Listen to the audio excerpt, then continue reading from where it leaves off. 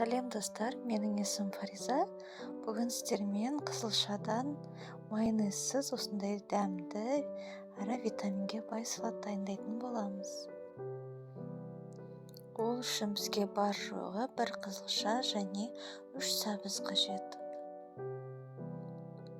Сәбіз бен қызылшаны теркадан жіңішке етіп өткіземіз.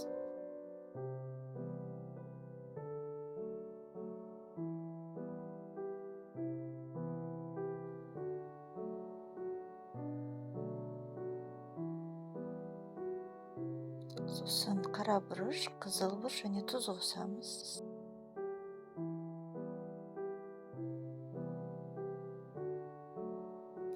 Бір шай қасық қант қосып, үстіне алдын ала қыздырылған ыстық сұйық майымызды қосып, әбден жақсылап араластырамыз.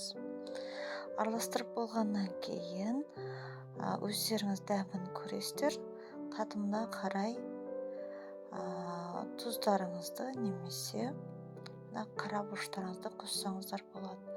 Егер қызыл бұрыш болмаса, паприка қоссаңыздар да болады, немесе өз қалауларыңыз бойынша чеснок қоссаңыздар да болады.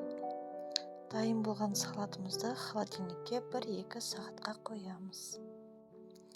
Келесі жаңа рецептерді көру үшін каналыма тіркеліп, қоңырауша белгісін басып қойыңыздар. Ас болсын!